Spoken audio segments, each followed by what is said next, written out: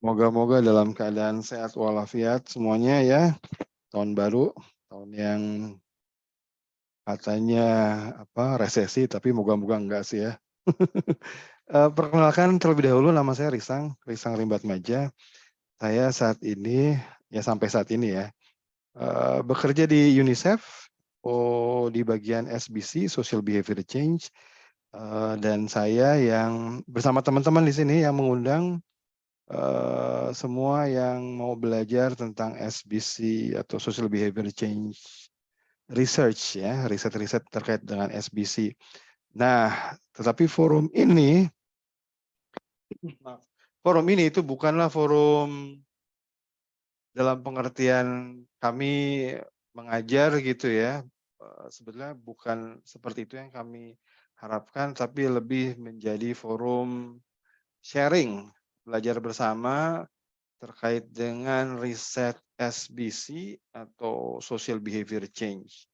Nah, riset yang akan dibicarakan lebih banyak, walaupun tergantung ya porsi nanti teman-teman sendiri yang mungkin bisa menentukan, tapi dari kami sendiri itu akan lebih banyak yang sifatnya applied ya, applied research, applied atau riset-riset yang bisa diaplikasikan ke dalam program gitu ya.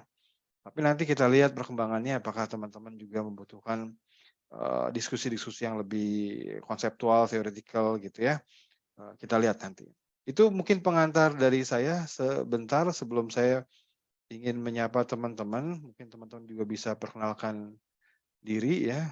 Kalau semua mungkin agak susah karena banyak, tapi paling tidak kalau kita punya 10 orang yang memperkenalkan diri, mungkin kita jadi lebih tahu paling tidak 10 orang itu ya.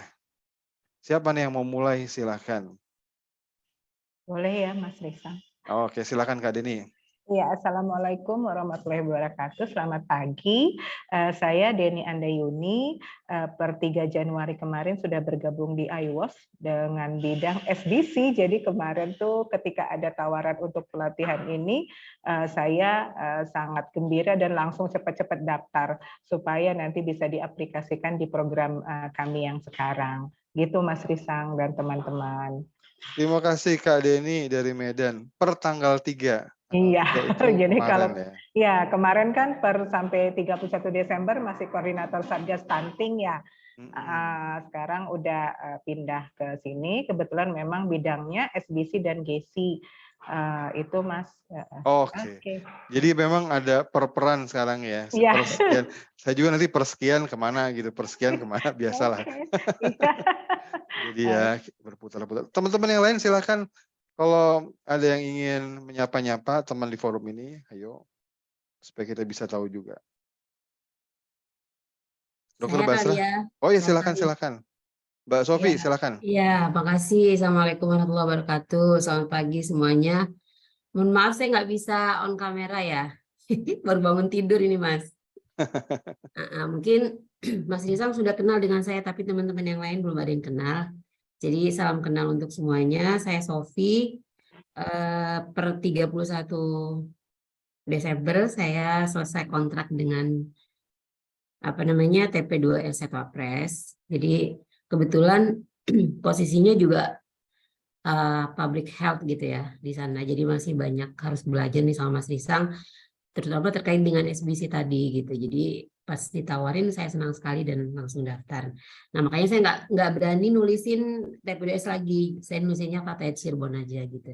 Karena memang 10 tahun terakhir itu banyak berkecimpung di perubahan perilaku, terutama untuk komunitas NU gitu. Makasih itu aja Mas Risang. Assalamualaikum. Terima kasih. Waalaikumsalam. Mbak Sofi terima kasih. Oh berarti kenal sama Kak Deni juga dong ya? Kan urusannya stunting ya. Iya, set wapres tapi belum pernah ke Medan kali Mbak Hestinya. Mbak Sofi. Mbak Sofi. Ke Medan pas kemarin pendampingan terpadu. Yang bulan Oktober ya kalau nggak salah. Iya. Ya, Kenal itu saya deh. ikut. Oke, baru ketemu di sini berarti di Zoom ya. Iya. Baik, yang lain silakan teman-teman. Kalau ada yang ingin memperkenalkan diri, boleh. Beberapa lagi silakan. Izin Pak Risang. Ya silakan Mbak Lia. Ya, Selamat pagi teman-teman, salam kenal, saya Lia Karisma Saraswati, saya dari Majelis Kesehatan Pembina Umum Muhammadiyah. Selama 2 tahun ini, alhamdulillah bisa bergabung bersama Pak Risang dalam SDC dan kegiatan di RCCE. Pernah sekali bertemu dengan Kak Deni di Medan, kemudian Bu Sofi juga kegiatan Fatayat, kegiatan di LKNU, dan salam buat teman-teman, salam kenal semuanya. Terima kasih. Oke, terima kasih Mbak Lia. Mbak Lia ini dari MPKU Muhammadiyah. Tadi menyebut memang bergabung bersama di Project RCCI. Nah, kalau RCCI logonya itu ada satu nih orang nih namanya Dr. Basra. Dr. Basra mungkin silakan perkenalkan diri karena Anda pakai logo RCCI ya. Karena Zoom-nya Zoom RCCI, Mas Riza. Oh iya, itu pula yang harus kita acknowledge ya. Silakan. Selamat pagi Bapak Ibu. Mohon izin nih, saya belum bisa buka kamera nih. Belum tidak dalam kondisi yang baik. Habis beres-beres rumah. Lagi libur, masih libur. Saya belum bisa buka kamera. Salam kenal, saya Basra. Saya jadi sekretariat di kelompok kerja komunikasi resiko dan pelibatan masyarakat. Sampai saat ini banyak fokus masih di COVID, jadi arahnya mungkin transisi pandemi ya. Dan ditugaskannya dari UNICEF, pasukannya Mas Risang gitu kurang lebih yang saya lakukannya banyak 2 tahun terakhir ini ngurusin COVID sih. Spesifik itu mungkin udah mulai banyak bantu kegiatan-kegiatan yang lain seperti imunisasi dan lain sebagainya, stunting dan kawan-kawan. Ini mohon belajar bareng Bapak Ibu. Terima kasih. Terima kasih Dr. Basra. Silakan mungkin 1, 2 lagi ada yang ingin memperkenalkan diri karena banyak kelihatan yang belum kami kenal di sini ya. Silakan. Izin Pak Risang. Iya, silakan. Ya, baik. Selamat pagi. Assalamualaikum warahmatullahi wabarakatuh. Waalaikumsalam. Ya, perkenalkan saya Tiwi. Pak Risang, saya alhamdulillah bergabung sudah 1 tahun lebih di grup. Dan saya dari akademisi. Saya dosen di Fakultas Kedokteran di Institut Swasta Unwahas Semarang. Kemudian saya posisinya Ketua Departemen Komunitas, basic saya adalah Public Health, dan sekarang saya lagi sedang studi S3 juga. Nah, untuk sebagai Ketua Departemen di instansi saya berkecimpung banyak berhubungan dengan masyarakat, oleh karena itu banyak sekali ilmu-ilmu yang dari Bapak Risang bisa kami terapkan dan kami gunakan untuk mengedukasi mahasiswa juga. Mereka mahasiswa kedokteran, selain kuratif, mereka juga harus dibekali kegiatan promotif dan preventif ke masyarakat. Begitu, terima kasih. Salam kenal untuk semuanya. Terima kasih Dr. Tiwi. Wah, dari Semarang ya? Oh, Ya. Dr. Tiwi dokter komunitas ya? Apa kesehatan komunitas? Saya kesehatan masyarakat, non-dokter, public Oh, health basic saya. non-dokter.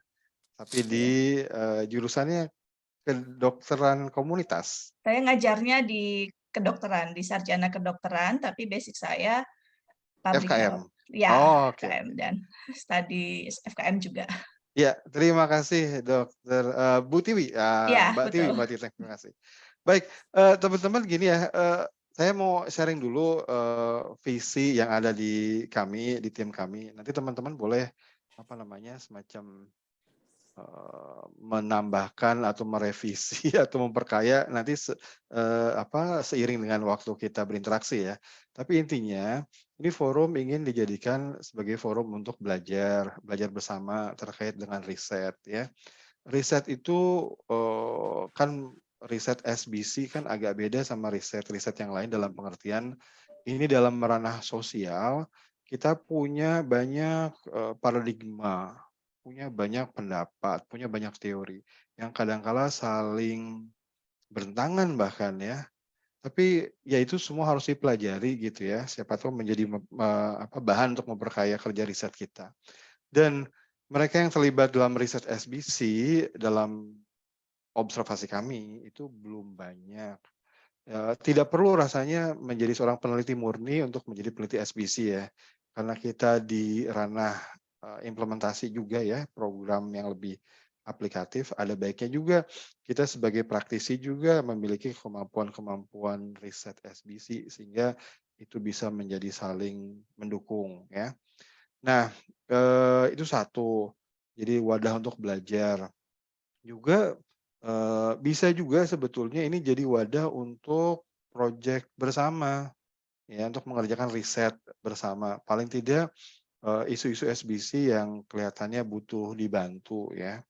Kalau kita tersebar di sejumlah kota, kita bisa mewawancarai sejumlah orang. Nanti kan kalau kita kumpulkan itu bisa menjadi sampel size yang cukup besar. Walaupun mungkin tidak berbasis random, artinya bukan probability sampling, non probability, tapi paling enggak untuk riset-riset yang bisa memberikan semacam indikasi gitu ya untuk pengembangan program rasanya masih bermanfaat ya. Jadi ya misalnya nanti setelah ini kita belajar tentang gimana membuat kuesioner dengan Kobo Toolbox ya, sehingga nanti kita bisa buat survei online ya.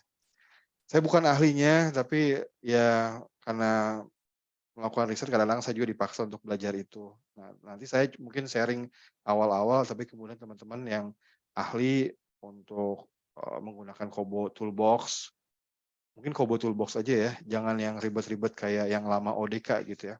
Nah, teman-teman bisa gabung itu, bisa membantu untuk memberi apa namanya panduan, tips, teknik-teknik kepada teman-teman di sini. Nah, sehingga nanti kalau kita punya kuesioner di gawai kita masing-masing, nah, nanti kita bisa praktekkan itu, kita wawancara orang yang memang agak susah misalnya berbasis random, seperti misalnya kita wawancara orang yang merokok, kan kita nggak punya sampling frame-nya mungkin ya, tapi kita targetkanlah satu kota berapa kita wawancara, nanti kita kumpulkan dari seluruh kota itu, kita analisis bersama, nah kita bisa buatkan rilis itu, rilis atau kita bisa kasih masukan ke teman-teman yang bekerja di gerakan untuk pencegahan merokok misalnya gitu ya. Nah hal-hal itu sebetulnya menjadi bayangan kami ke depan, kira-kira forum ini mau dibawa kemana lah kurang lebih ya. Tapi teman-teman nanti sepanjang kita berinteraksi silahkan kalau teman-teman punya apa namanya ide, saran, masukan ya kira-kira gimana silakan ya. Nah sementara itu dulu ya. Nah untuk yang sesi pertama tentang sesi belajar riset SBC ini, itu sengaja kami apa namanya membawakan atau menekankan judul tentang operasionalisasi. Nah kenapa ini? Ya karena nanti kita akan lari ke yang lebih aplikatif ya, kita akan bicara tentang operasionalisasi konsep-konsep. Nah, cuma mungkin untuk pagi ini mungkin sifatnya lebih ke pengantar dulu kali ya. Sebelum nanti kita bisa melakukan kerja-kerja yang lebih aplikatif, yang lebih nyata ya. Nah, beberapa slide di awal itu saya akan tunjukkan buat teman-teman yang belum punya background riset sebelumnya atau masih udah lupa-lupa gitu atau udah lama nggak menyentuh buku-buku metodologi ya atau misalnya waktu kuliah nggak hobi tapi sekarang hobi saya mau kasih pengantar sedikit aja tapi dengan ilustrasi-ilustrasi ya operasionalisasi. Nah kalau kita bicara operasionalisasi konsep-konsep SBC ya kita harus tahu dulu apa itu konsep. Mohon maaf ya buat teman-teman yang sudah expert ya udah punya pengalaman udah senang baca-baca buku apalagi buku-buku yang lebih filosofis metodologis mungkin ini jadi kacangan tapi buat kita yang butuh silakan. Jadi gini, kalau kita bicara konsep ya, itu kan itu kita bicara perwakilan sebetulnya ya, representasi dari dunia nyata. Ini idealnya kan gitu ya. Jadi misalnya dalam dunia nyata ada kursi. Nah, kita punya konsep itu untuk mewakili benda yang namanya kursi. Jadi isinya ada dua, ya, ada simbol dan definisi. Ya. Simbolnya apa? Nah, kursi atau chair, tergantung bahasanya ya. Definisinya apa? Nah ini dia definisinya. Misalnya, benda berkaki 4 yang digunakan untuk duduk. Nah itu definisi dari benda yang namanya kursi. Ya, ini konsep. Ya. Nah kalau kita bicara operasionalisasi konsep, itu sebetulnya adalah penggunaan konsep itu sendiri untuk ya pada akhirnya mengukur di dunia nyata gitu.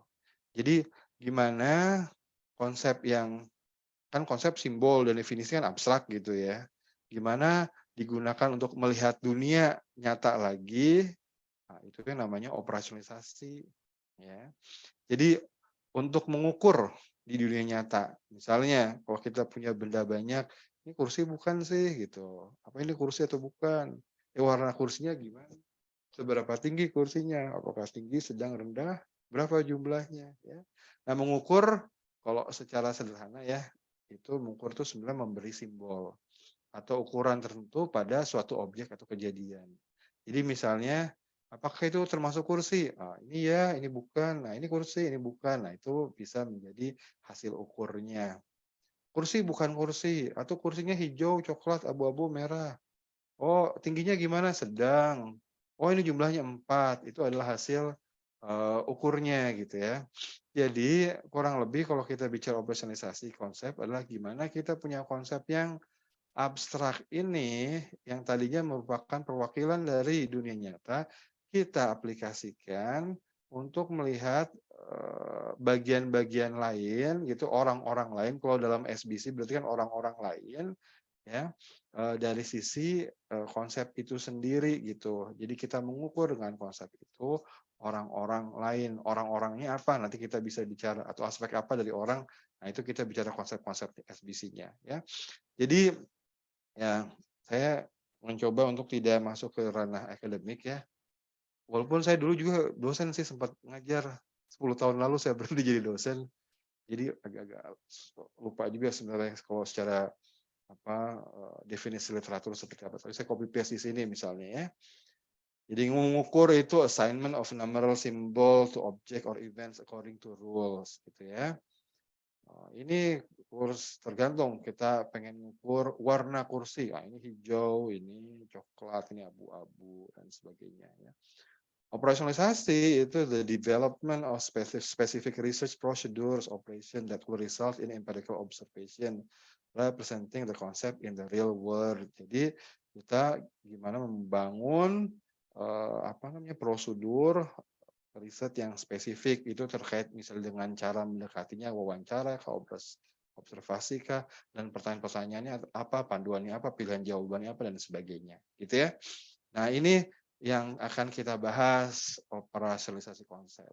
Cuma saya akan membawakan slide ini lebih ke yang sifatnya aplikatif. Sehingga kalau kita bicara operasionalisasi konsep SBC, nanti saya akan batasi kepada kelompok-kelompok konsep yang utama, lalu kemudian kita akan bahas beberapa isu yang suka terkait dengan pengukuran SBC dalam pengertian kalau SBC itu kadang-kadang punya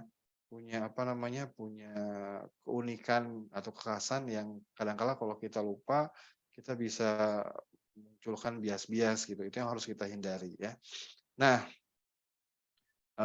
sambil ini kita masuk sedikit ke yang agak lebih teknis ya, supaya nanti untuk urusan-urusan analisis menjadi lebih mudah. Ketika kita bicara pengukuran, itu sebetulnya kita juga bisa masuk ke topik tentang tingkat pengukuran. Mengukur pada tingkat apa? Ini buat teman-teman yang sudah paham, ini buat refreshing aja lah ya. Tingkat pengukuran secara sederhana atau kalau dikelompokkan itu biasanya ada 4 ya, dan yang keempat itu secara statistik biasanya sama. Jadi nominal, ordinal, interval atau rasio gitu ya. Nominal itu membedakan atau mengklasifikasikan, ordinal itu mengurutkan, order urut, interval rasio itu kita bicara tentang jarak yang spesifik. Jadi misalnya gini, kalau saya lari lomba sprint gitu ya, sprint 100 meter bersama para juara dunia, misalnya saya dapat 20 detik atau 30 detik, juara dunia 9 detik. Nah, itu kan jaraknya 11 detik. Artinya dia antara 20 detik saya sama 9 detiknya si juara dunia sprint 100 meter itu ada jarak yang spesifik, yang sama gitu. Artinya satuannya sama, ada 11 detik perbedaan. Kalau ordinal, itu tidak bicara tentang jarak yang spesifik seperti itu, tapi hanya bicara urutan. Saya kalau lomba lari ya, sprint bersama dua orang juara dunia. Ya, jadi juara dunia pertama, juara dunia kedua, tuh saya yang ketiga. Nah, saya pasti juara ketiga tuh. Juara ketiga saya. Nah, juara 1-2-nya ya para juara dunia itulah. Tapi saya juara ketiga. Nah, itu hanya memperlihatkan urutannya aja, saya juara ketiga. Ya, tidak memperlihatkan bahwa detiknya berapa. karena saya hanya mengukur pada urutan order ordinal. Oh, saya urutan ketiga gitu. Padahal urutan ketiga sama kedua dan ke-1 itu bedanya bisa berbeda. Kalau saya juara 3 ke juara kedua bedanya 20 detik atau jangan-jangan 50 detik, sementara juara 2 ke juara 1 bisa aja cuma kurang dari 1 detik gitu ya. Tapi karena kita ngukurnya di tingkat ordinal, maka apa namanya, jarak yang pasti itu, yang spesifik itu tidak diungkap gitu, tidak dicari tahu gitu, hanya urutannya saja. Nah, yang ketiga itu nominal atau mengklasifikasikan. Artinya pengukuran kita hanya menghasilkan perbedaan aja. Misalnya, oh hijau, kursi merah, kursi putih, itu kan hanya beda warnanya saja gitu ya. Nah, itu adalah hanya klasifikasi, itu hanya nominal. Nah, teman-teman, yang seperti ini kan kelihatannya simpel, tapi ini perlu kita ketahui karena nanti dia ikut menentukan teknik analisis statistik apa yang digunakan. Jadi nanti kalau kita punya data misalnya nominal gitu, kan nggak bisa kita pakai rata-rata. Rata-rata orang pakai baju merah, ya nggak bisa lah. Rata-rata itu kan sum bagi jumlahnya, n. Jadi nggak bisa kita bilang rata-rata orang pakai baju merah, ya nggak bisa. Karena merah kan nggak bisa dibagi, merah itu nominal gitu. Yang kita bisa sampaikan misalnya, ini bicara tentang ukuran terpusat ya, kita bilangnya adalah kebanyakan. Paling banyak adalah orang yang pakai baju merah gitu ya.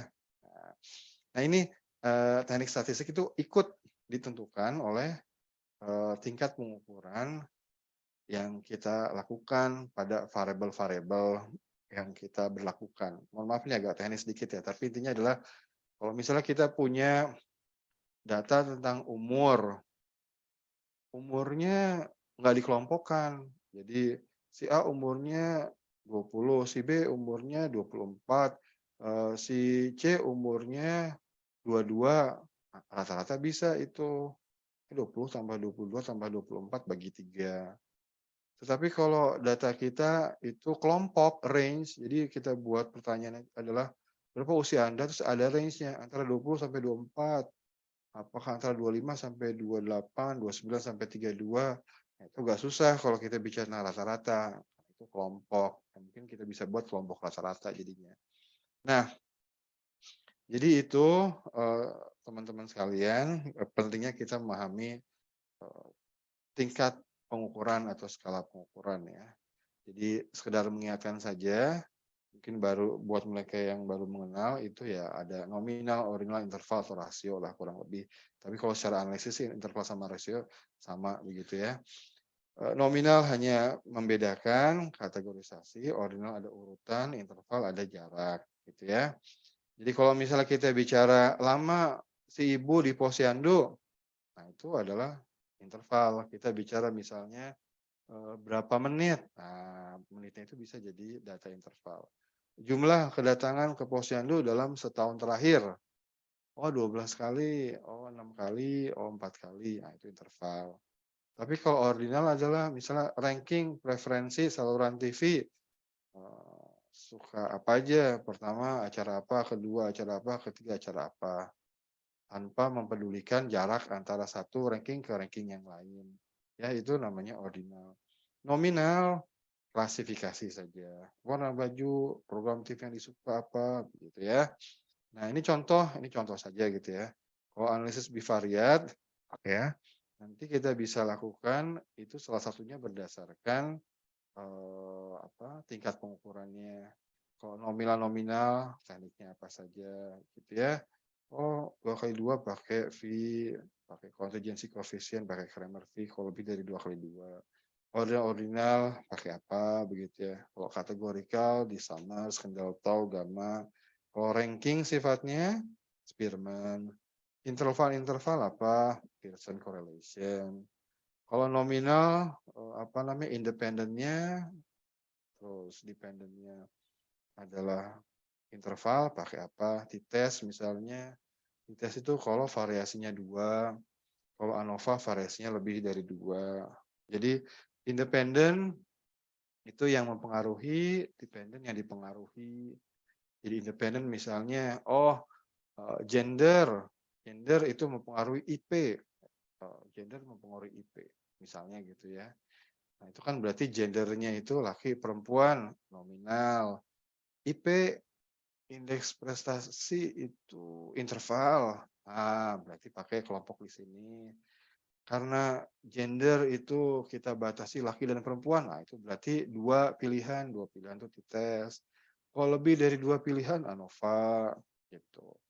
Kalau laki dan perempuan itu kan 2 kelompok berbeda, berarti pakai independen. Tapi kalau misalnya kita pengen ngukur, misalnya ya, ini orang kalau kita kasih poster, berubah nggak itu skor motivasinya? Jadi orang dilihat sebelumnya misalnya skor motivasinya 5, terus kemudian dikasih poster, suruh lihat, suruh baca, terus nanti besok diukur lagi motivasinya berapa.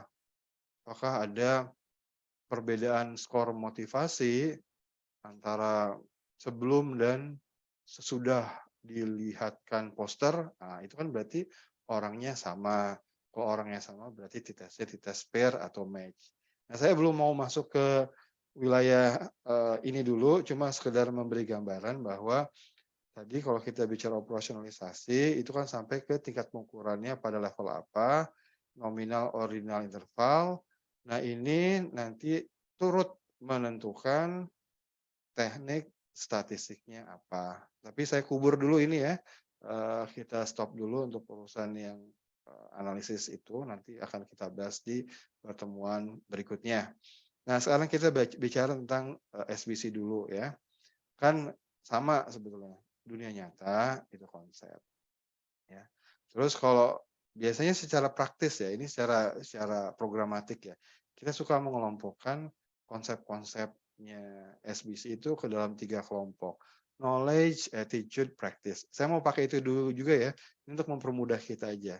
Jadi knowledge, attitude related ya, sama practice atau perilaku. Jadi ada pengetahuan, ada sikap, persepsi, norma.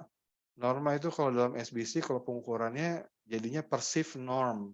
Jadi norma yang dipersepsikan sama dirinya. Jadi orang lain tuh pengen dia melakukan apa sih? Makanya saya masukkan dalam satu kelompok ini. Ya.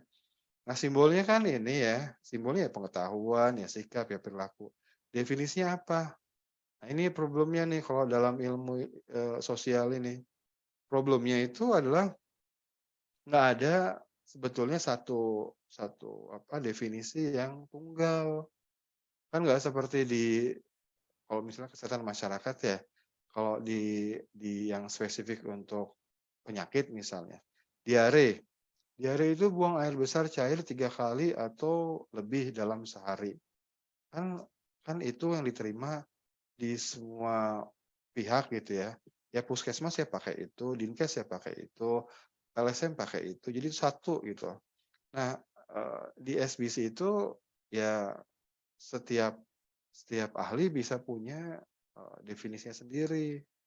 Knowledge itu apa, attitude itu apa, practice itu apa, mengukurnya pun beda-beda.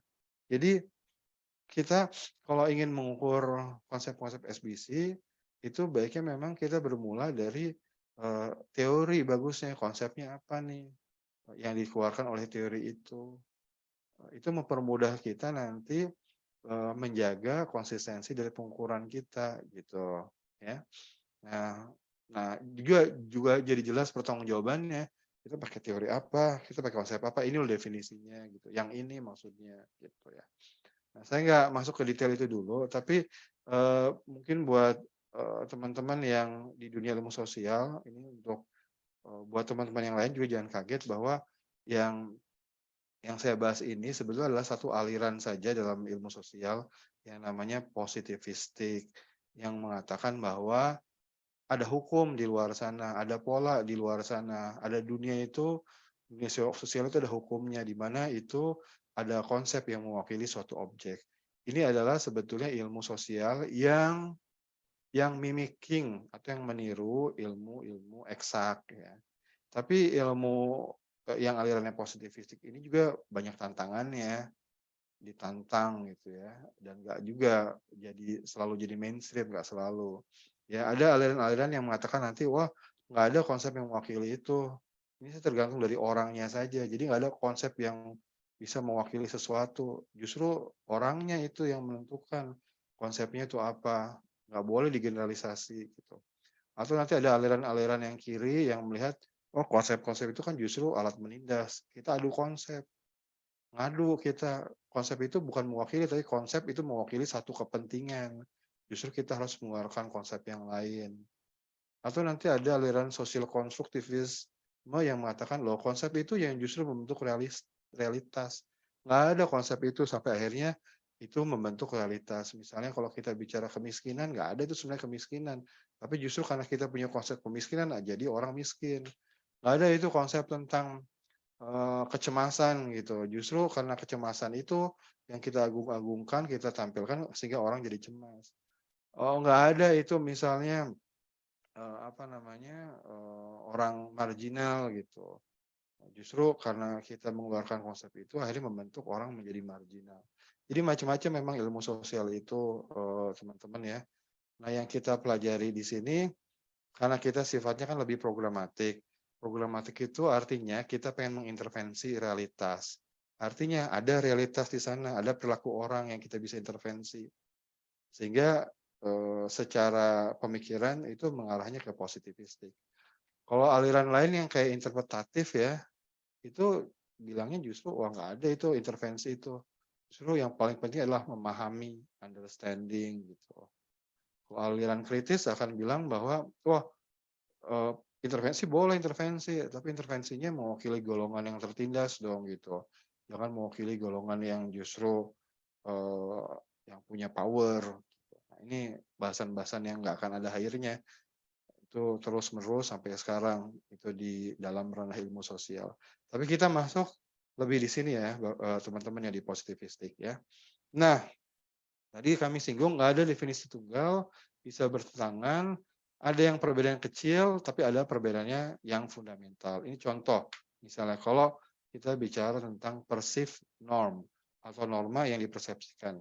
Jadi norma itu kan sebetulnya kan yang ngatur kita dari aspek sosial gitu ya. Jadi kita pengen melakukan apa, ada norma sebetulnya yang mengatur kita gitu ya. Aturan-aturan di masyarakat yang tidak selalu tertulis gitu. Tapi itu bekerja. Misalnya kalau di Aceh gitu, ya walaupun misalnya nggak ada orang yang menjaga, kita pakai celana pendek dilihatin nggak enak gitu. Yang kayak gitu tuh menjadi norma ya. Bisa juga posyandu menjadi norma dalam pengertian adalah begini, kalau misalnya ibu balita tidak datang ke posyandu, dia merasa malu, merasa nggak enak, merasa salah. Nah itu artinya dia sudah menjadi norma kedatangan ke posyandu itu ya. Nah tapi ada banyak definisi tentang norma itu. Ada yang bilang bahwa itu kan bicara tentang seberapa banyak orang yang berarti bagi dirinya melakukan perilaku itu. Jadi kita lihat orang-orang sekeliling kita, oh mereka melakukan semua itu. Ini orang-orang yang signifikan buat kita. Makanya konsepnya significant others gitu. Oh orang-orang teman-teman kita melakukan itu semua. Melakukan misalnya di perilaku rokok misalnya. Wah teman-teman kita ngerokok semua nih. Ya, sekitaran kita nih, teman-teman dekat lagi gitu ya. Terus yang kedua adalah seberapa ingin dia mengikuti mereka. Oh, saya ingin mengikuti juga nih. Nah, itu artinya ada norma yang berlaku. Tapi ada juga ahli yang mengatakan, enggak gitu juga nih, ada aspek sanksi. Kalau misalnya di orangnya merasa bahwa, oh nanti ada sanksi yang saya terima, saya bisa dihukum, saya bisa didenda, saya bisa dikeluarkan dalam kelompok. Nah, itu baru kita bicara norma. Jadi, kalau ini sih perubahan-perubahan yang tidak terlalu fundamental, tapi artinya adalah satu konsep sendiri itu nanti bisa punya definisi yang beragam. Tinggal kita di mana definisinya, gitu ya. Nah, terkait dengan konsep-konsep SBC dan definisi-definisinya, kalau UNICEF itu punya buku tentang driver, the behaviors driver model. Ini keluaran tahun 2019. Kalau teman-teman berkenan nanti saya bisa upload di sini juga. Kalau filenya kecil ya. Kalau filenya besar mungkin nanti saya bisa email. Email bisa nggak ya? Kayaknya bisa kalau pakai Google. Ya. Nah di sini ada sejumlah teori-teori yang bisa digunakan untuk intervensi SBC. Kalau saya sendiri sih, karena saya banyak bekerja di level mikro, level lapangan, jadinya kebanyakan teori-teorinya ya teori-teori yang bisa dipakai di lapangan, seperti theory of normative social behavior, ada trans-theoretical model, ada yang basic banget kalau buat teman-teman FKM, teman-teman komunikasi pasti ngerti ya, reason action dan plan behavior model ya. Nah, teman-teman bisa saya kasih nanti ininya dan teman-teman bisa mempelajari ini lebih lanjut. Kita jelas nggak akan punya waktu untuk mempelajari itu semua ya, tapi saya singgung aja sedikit ya dari aspek yang lebih operasional ya. Misalnya theory of plan behavior. Jadi gimana sih orang itu mengambil atau melakukan satu perilaku ya. Apa dasarnya? Nah, theory of planned behavior ini itu mengasumsikan orang itu rasional. Jadi dia melakukan sesuatu dengan mempertimbangkan sejumlah aspek, ya. Awalnya gitu, awalnya ya.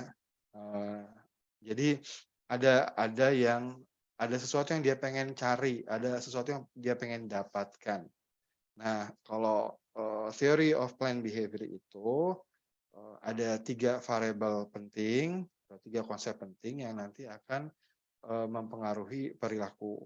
Di sini ada intention atau maksud atau niat kuat, tapi biasanya intention itu tidak diukur, dia menjadi proksi untuk perilaku.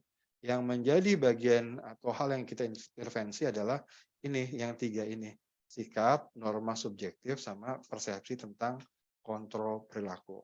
Sederhananya gini, kalau sikap itu dalam theory of planned behavior itu melihat seberapa percaya sih orang terhadap manfaat yang ditawarkan oleh sebuah perilaku. Jadi ada nggak sih yang dia percaya tentang manfaat itu? Oh, kalau makan sayur, maka saya akan tambah ganteng misalnya. Wow, wajah saya 10 tahun lebih muda. Misalnya gitu, itu manfaatnya misalnya yang bisa dipercaya sama orang. Nah, apakah itu bisa mendorong seseorang untuk berperilaku makan sayur? Nah, belum tentu. Kenapa? Karena dalam komponen sikap ada aspek evaluasi. Jadi penting nggak sih menjadi ganteng 10 tahun seperti 10 tahun yang lalu? Bagus nggak sih buat dia menjadi ganteng seperti 10 tahun lalu?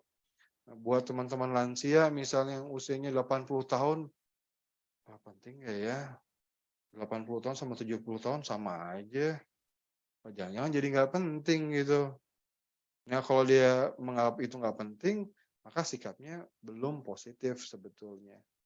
Atau buat remaja yang usianya 15 tahun, wah, saya kalau makan sayur nanti wajah saya seperti 10 tahun lalu, wah nggak mau lah. 5 tahun lalu saya masih balita, masih anak, wah nggak bisa, saya suka dengan tampilan saya sekarang. Ya maka sikap itu tidak positif. Kalau sikapnya tidak positif, maka tidak ada kemungkinan ada perilaku makan sayur. Yang diharapkan untuk sikap itu dia bisa menjadi mempengaruhi perilaku ketika belief-nya itu positif dan evaluasinya juga positif. Jadi dia percaya tentang satu manfaat atau beberapa manfaat. Kalau SBC biasanya lebih tajam ya, 1 atau 2 gitu. Jadi bahkan kita buat tajam bahkan satu manfaat yang sangat dia percayai ya. Dan yang kedua adalah manfaat itu berarti penting buat dia. Ya. Nah, kalau begitu 2 aspek itu kepegang, nah maka itu bisa punya potensi untuk mempengaruhi perilaku ya. Itu sikap ya, attitude. Ya, jadi kalau misalnya HP baru nih keren nih. Dengan HP ini maka nanti Bapak bisa bekerja di mana saja. Karena HP ini sudah bisa menggantikan semua aplikasi desktop. Bukan main-main, tapi ya kayak betulan gitu. Bisa Excel, bisa apa, pokoknya aplikasi semua bisa dikerjakan di HP ini. Percaya nggak? Oh percaya nih, saya percaya nih tentang manfaat itu. Sehingga nanti bisa bekerja dimanapun. Nah, percaya. Penting nggak? Wah, nggak penting, justru bahaya. Saya hanya mau kerja di kantor. Kalau nggak di kantor, saya mau luangkan waktu buat anak atau teman saya. Wah, itu jadi nggak penting. Nah, itu artinya attitude-nya tidak positif terbentuk ya, karena ada satu aspek yang belum positif ya. Jadi kalau teori ini memang ingin mencari dari sisi manfaat, manfaat apa yang bisa dipercaya oleh orang. Nah, ini bisa berbeda dengan manfaat yang secara klinis ya. Jadi bisa aja misalnya tablet tambah darah bisa mengurangi resiko bayi lahir dengan berat badan rendah, bisa apa namanya, membuat bayi itu ABCD, banyak ibunya nanti ABCD. Tapi apakah itu sesuatu yang penting buat si ibu dan dipercaya? Belum tentu. Ya, terutama penting ya. Kita harus cari sesuatu itu pesan itu. Biasanya ini apa teori ini digunakan untuk menyusun pesan ya. Pesan yang dipercaya dan penting. Ada banyak manfaat secara klinis dari tablet tambah darah. Tapi setelah kita pelajari, ibu itu cuma mau lahirannya lancar, ya, lancar, tidak menderita misalnya, tidak lama berdarah-darah, ya berdarah maksudnya berdarah-darah banyak gitu loh. Sampai lemas, sampai lama nggak mau, maunya lancar. Nah, jangan-jangan lancar itu yang dijual gitu sebagai pesan. Oh enggak, ibu itu berharap banget, mau banget agar anaknya itu cerdas. Pokoknya cerdas. Oh iya, TTD bisa tuh memberi apa namanya, menumbuhkan sel-sel otak gitu sehingga anaknya nanti lahir dengan kecerdasan yang lebih maksimum. Nah, itu saja yang disampaikan kepada orang tua. Nggak perlu 10 atau 15 list manfaat TTD. Kan kalau kita baca buku TTD itu kan di belakangnya ada manfaat ya, 15 hal. Nah, kalau kita belajar riset dengan teori ini kan berarti kita justru harus menyasar pada apa yang menjadi drivernya, penggeraknya. Bisa aja ternyata cuma satu, yaitu supaya anaknya pintar. Nah, jadi kalau dalam intervensi SBC nanti ya lupakan tuh yang lainnya, nggak perlu dibahas. Tapi fokuslah ke satu. Yang lainnya ya mungkin nggak perlu dibahas juga nggak benar ya. Tapi jadi pendukung lah, jadi pendukung. Utamakan yang betul-betul dia percaya dan dianggap penting. Nah, ini teori-teori of planned behavior. Ini satu variabel tentang sikap.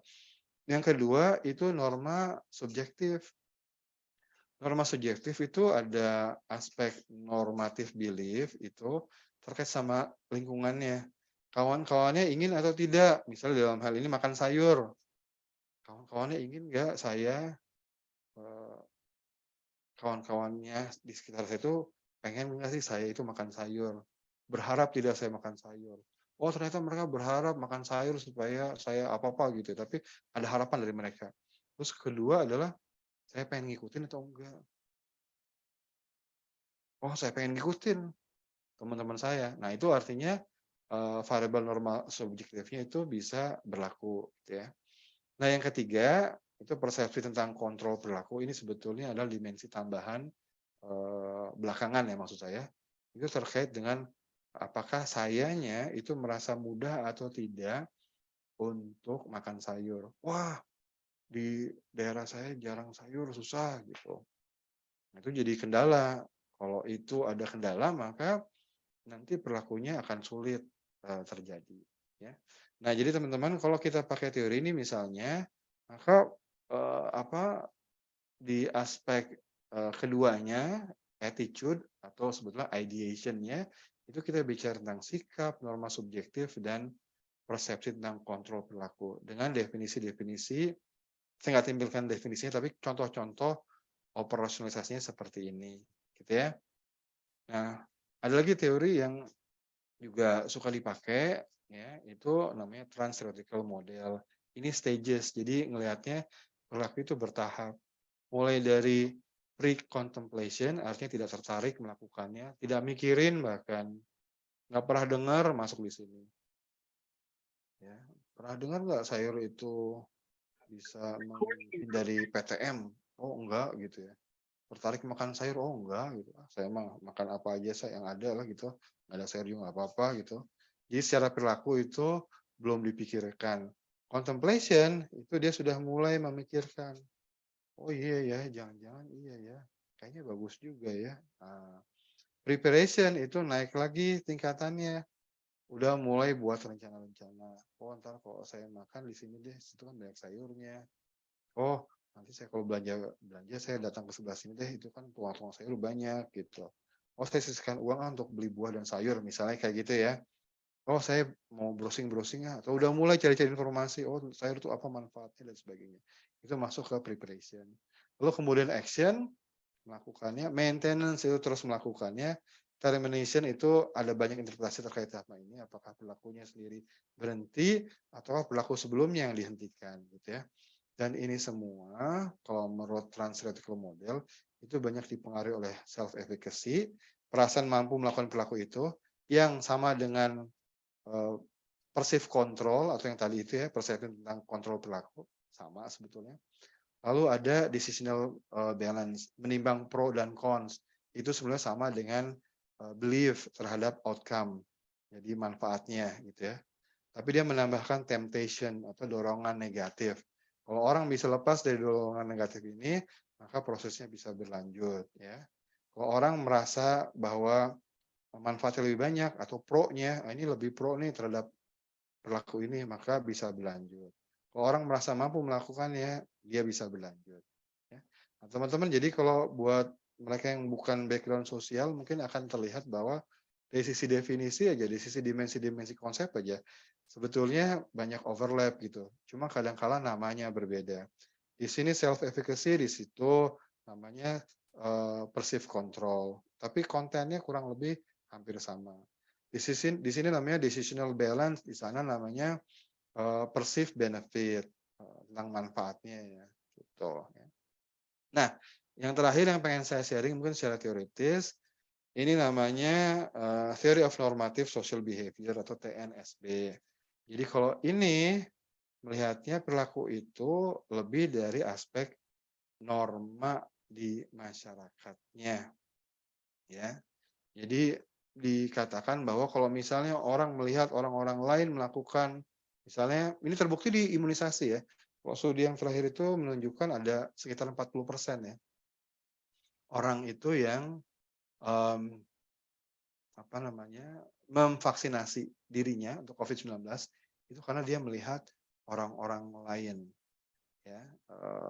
Kalau secara programatik itu namanya following the herd. Jadi ngikutin kumpulan orang.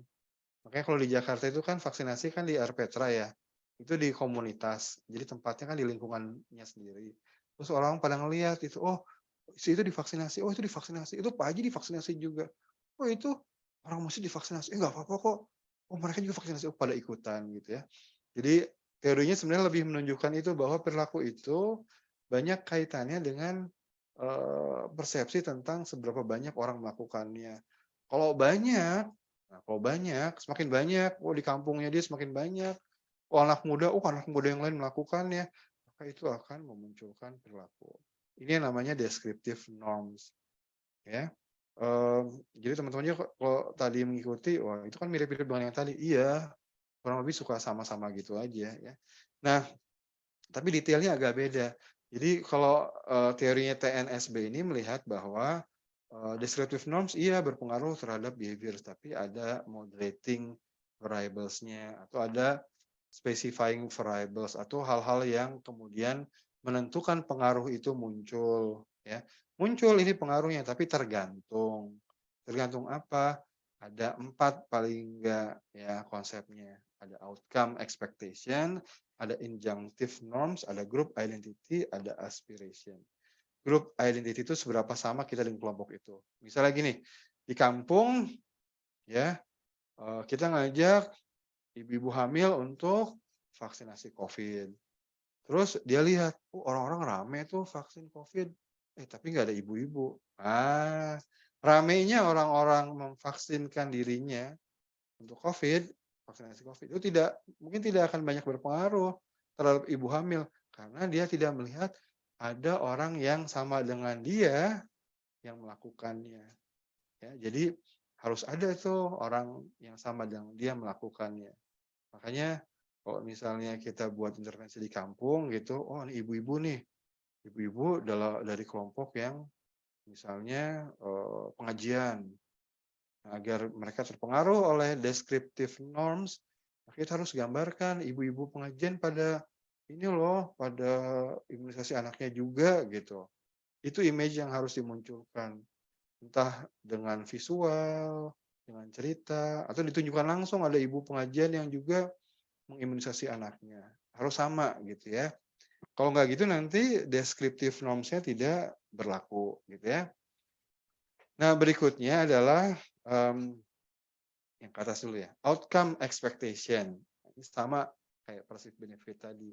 Jadi manfaat perilakunya apa buat dia atau manfaat perilaku buat orang lain. Jadi kalau misalnya imunisasi, ya orang-orang rame mengimunisasikan anaknya, tapi dia ngerasa nggak ada manfaatnya buat saya, ya. Atau orang lain itu melakukan itu untuk apa juga, nggak ada manfaatnya buat mereka. Jadi orang lain tuh dianggapnya tidak punya manfaat, buat orang lain, buat kita nggak ada manfaat, maka descriptive norms-nya juga tidak bisa berlaku. Makanya kalau kita menggunakan intervensi dari sisi norm, rame-rame gitu, nunjukin rame-rame, tetap harus ada pesan-pesan yang menyampaikan tentang manfaat, ya, manfaat buat kita dan bersama, gitu ya. Terus yang berikutnya adalah anticipatory socialization. Nah, ini agak sifatnya normal lagi. Jadi kalau orang itu memandang bahwa imunisasi itu sesuatu yang diharapkan oleh masyarakat di sini. Imunisasi adalah sesuatu yang dikehendaki. Kalau anak kita mau diterima di posyandu dengan baik, atau anak kita bisa bergaul dengan anak lainnya dengan leluasa, maka harus imunisasi. Atau kalau saya mau bergabung sama ibu-ibu yang lain, maka anak saya juga harus diimunisasi. Jadi semacam anticipatory socialization konsepnya itu. Artinya adalah semacam penanaman nilai-nilai untuk masuk ke dalam suatu kelompok tertentu. Jadi kalau satu perilaku itu dipandang sebagai ini untuk perilaku yang bisa masuk ke dalam satu kelompok tertentu, itu yang namanya anticipatory socialization. Tapi kalau enggak, belum tentu descriptive norms itu bisa berlaku. Ini misalnya kalau untuk perilaku rokok misalnya, rokok. Teman-teman saya rame-rame merokok. Tapi itu bukan masalah penerimaan. Artinya kalau saya nggak ngerokok juga saya anggap mereka oke-oke aja kok, terbuka aja gitu. Jadi rame-ramenya itu tidak menjadi pengaruh ke perilaku saya. Tapi kalau misalnya teman-teman rame merokok, terus saya tuh ngerasa memandang, wah ini kayaknya merokok itu syarat nih, supaya saya bisa masuk ke kelompok nih. Saya kayaknya diharapkan untuk merokok nih. Saya kalau merokok jadi lebih asik nih ngobrolnya. Mereka lebih terbuka nih. Nah, kalau kayak gitu, maka descriptive norms-nya bisa berlaku itu. Rame-rame ngerokok, maka kita ikutan ngerokok. Gitu ya. Nah, berikutnya adalah injunctive norms. Injunctive norms itu penerimaan. Tapi penerimaannya di sisi nilai moral secara lebih luas. Jadi, merokok. Kayaknya masyarakat nggak ada masalah kok merokok. Masyarakat lebih luas. Mereka menerima saja kok. Jadi ketika saya ada tekanan atau norma kelompok dan melihat ke tataran yang lebih luas nggak ada masalah, maka itu bisa menjadi pengaruh ke perilaku. Ya. Dan yang terakhir tuh aspiration. Yang group identity sudah saya bahas ya. Aspiration itu maksudnya cara kita melihat grup itu sendiri. Misalnya yang merokok tadi ya, rame-rame ngerokok. Terus kemudian itu menjadi anticipatory socialization gitu. Jadi mereka juga berharap saya merokok gitu ya. Tapi kemudian saya memandang, ini kelompok teman-teman saya yang merokok ini payah nih, marginal nih, kelompok nggak asik, kelompok yang nilainya jelek di sekolah, kelompok yang nggak peduli, kelompok yang broken home. Jadi saya memandangnya tuh nggak positif, rendah. Maka belum tentu rame-ramenya itu, syarat masuknya itu menjadi pengaruh ke perilaku merokok saya gitu. Belum tentu itu mempengaruhi, bahkan bisa berbalik ya. Nah, theory of normative social behavior kurang lebih seperti ini. Silakan teman-teman kalau ingin menambahkan, tapi saya menunjukkan ini dalam pengertian bahwa yang konsep-konsep yang besar-besar itu harus kita bisa turunkan, paling tidak dalam bentuk-bentuk yang lebih terlihat, dan yang bentuk-bentuk yang lebih terlihat dapat diaplikasikan kalau dalam positivistik, terutama yang kuantitatif, itu berarti kita punya kuesioner gitu ya. Kalau kita punya kuesioner, nah itulah yang akan kita gunakan. Jadi bentuk operasionalisasi yang final itu selain prosedur-prosedur, misalnya observasi yang kita lakukan, wawancara gini dan sebagainya, itu adalah kuesionernya. Ya. Nah, ini mungkin yang akan menjadi inti bahasan kita sebetulnya. Tapi mohon maaf, jadi justru bagian terakhir ya.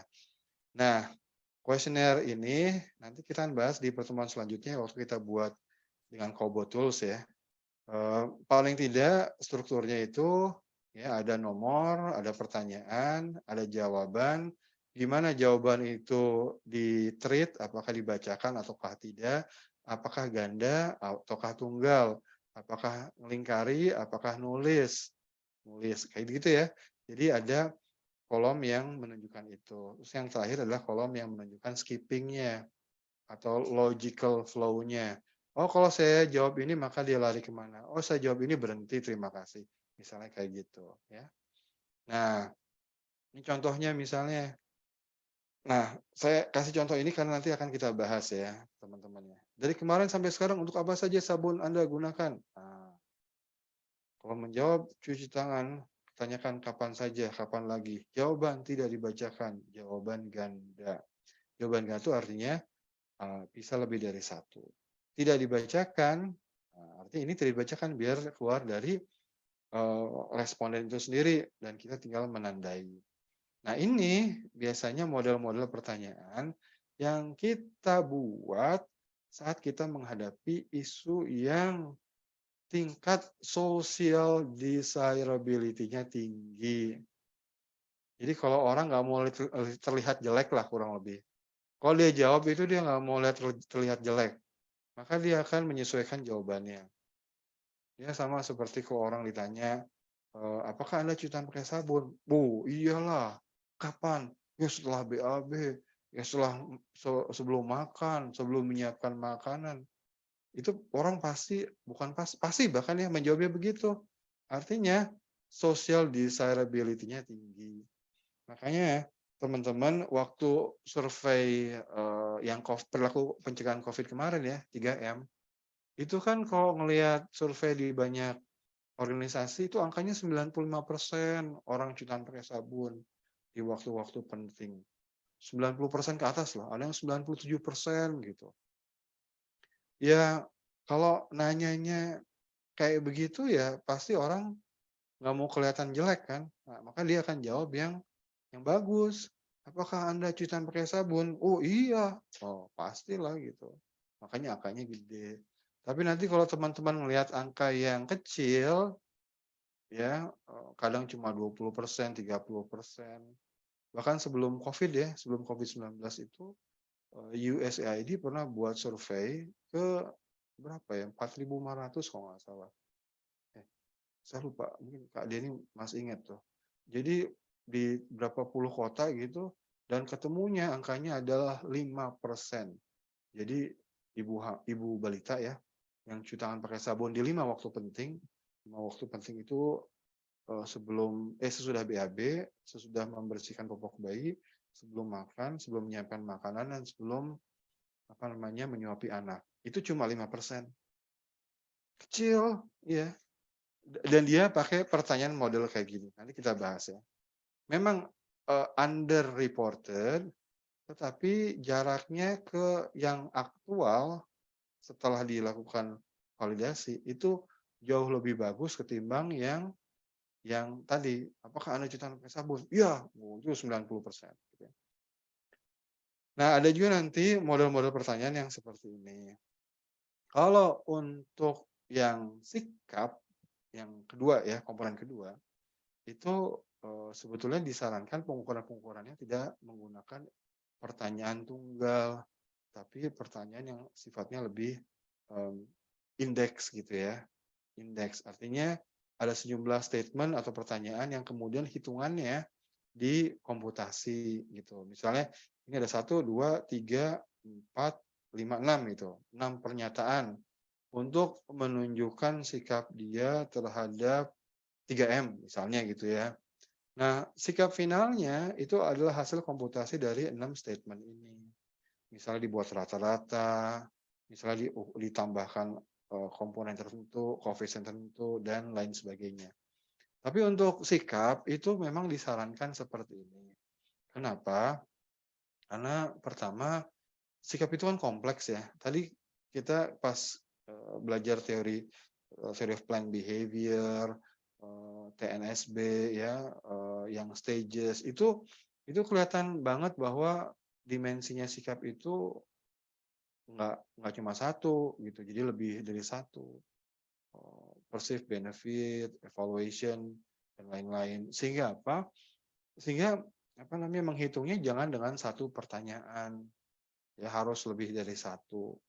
Nah, dengan lebih dari satu itu pun nanti kita bisa mengecek validitas dan reliabilitasnya seperti apa, ya. Nah, ini kita akan bahas di pertemuan 3 atau 4 lah kurang lebih ya. Tapi intinya adalah kalau untuk sikap jangan satu pertanyaan atau satu statement. Apakah Anda senang dengan layanan posyandu? Iya, senang. Nah, itu kemudian menjadi dasar bahwa oh, orang senang nih, sikapnya positif.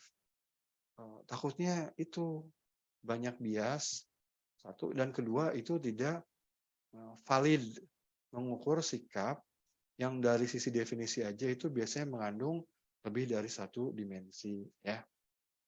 Nah, oke, sekarang kita bahas yang lebih teknis ya teman-teman ya untuk masalah penyusunan kuesioner ini. Ini sih basis literaturnya saya lupa ya, saya juga dulu diajarin sebetulnya sama teman-teman JSI sama teman-teman FKM UI ya dulu itu tahun-tahun 2006 ya, menyusun kuesioner yang pertanyaan tidak saling mempengaruhi atau cross influence. Jadi banyak itu teman-teman kalau saya lihat teman-teman survei politik ya, itu kalau surveinya bayaran ya, kelihatan itu gimana mereka menyusun kuesioner untuk mengarahkan kepada jawaban tertentu. Misalnya pertanyaan pertama, menurut Anda siapa yang lebih tegas, militer atau non-militer? Oh, militer. Pertanyaan kedua, menurut Anda siapa yang lebih disiplin, militer atau non-militer? Oh, militer. Yang ketiga, menurut Anda siapa yang lebih baik jadi presiden, militer atau non-militer? Karena dua pertanyaan awalnya itu sudah mengarahkan hal yang positif ke militer, yang ketiga juga akan cenderung bilang, oh militer. Kok saya jadi bicara politik ya? Sorry ya, ini karena contoh-contoh dulu saja ya. Tapi intinya gini, ketika kita menyusun pertanyaan, hati-hati bahwa pertanyaan itu bisa saling mempengaruhi. Ya, ini karena urusan SBC kayak gitu, jadi bisa saling mempengaruhi. Nah, yang ideal, ya, ini contoh aja contoh. Kalau misalnya kita bertanya, sebutkan manfaat cuci tangan pakai sabun. Terus pertanyaan kedua adalah, cuci tangan pakai air saja sudah cukup untuk membunuh kuman. Setuju tidak setuju? Lalu ada sejumlah pertanyaan lainnya. Yang ketiga, mohon diingat-ingat untuk apa saja sabun digunakan. Karena di awal-awal sudah disebut-sebut cuci tangan pakai sabun, sudah ada nilai-nilai atau apa namanya sikap untuk cuci tangan pakai sabun. Maka ketika kita nanya pertanyaan yang sebetulnya indirect, mohon diingat-ingat untuk apa saja sabun digunakan. Sabun, oh tadi cuci tangan, oh cuci tangan pakai sabun. Nah, jadi muncul. Nah, ini yang namanya urutan pertanyaan yang saling mempengaruhi. Ya, pertanyaan pertama mempengaruhi pertanyaan selanjutnya. Nah, terus gimana dong menghindari ini? Kalau dalam riset SPC yang saya lakukan selama ini, urutan yang meminimalisir saling mempengaruhi pertanyaan itu atau kelompok pertanyaan itu adalah mulai dari perilaku, baru kemudian sikap atau norma, perceived norm atau self efficacy, merasa mampu atau faktor-faktor ideation lainnya, lalu baru kemudian pengetahuan. Jadi urutannya perilaku dulu, sikap, baru pengetahuan. Jangan kebalikan. Kalau kebalikan nanti perilakunya itu dipengaruhi oleh pertanyaan-pertanyaan tentang pengetahuan dan sikap, ya. Ini satu. Ya, terus khusus untuk perilaku, ya. Tadi sudah kita bahas ya tentang social desirability. Ini tantangan terbesar sebetulnya untuk riset SBC, gimana agar kita bisa mengetahui atau mengukur perilaku orang tanpa orang itu harus menunjukkan sesuatu yang menurut dia, wah yang bagus gini, saya nggak mau kelihatan jelek gitu ya. Nah, contoh pertanyaan yang tadi ya, apakah Anda mencuci tangan pakai sabun sebelum makan? Jawabnya pasti iyalah. Tapi kalau kita tanya, apakah untuk apa sabun Anda gunakan mulai dari bangun pagi sampai sekarang? Mungkin pertanyaan ini karena tidak langsung, maka social desirability-nya tidak terpicu gitu. Dia akan lebih menceritakan atau merespon kenyataannya. Nah, ini adalah metode yang namanya indirect ya. Lalu ada juga teknik namanya yang melimitasi waktu. Ya, misalnya gini, kalau ditanya biasanya di mana Anda BAB? Oh, dia mikir kan, sambil mikir itu dia bisa mengetengahkan jawaban-jawaban yang menurut dia baik gitu. Oh, BAB di kantor, oh di WC-nya pasar, oh di rumah gitu. Dan dia menyembunyikan atau menyampaikan hal terakhir yang menurut dia memalukan.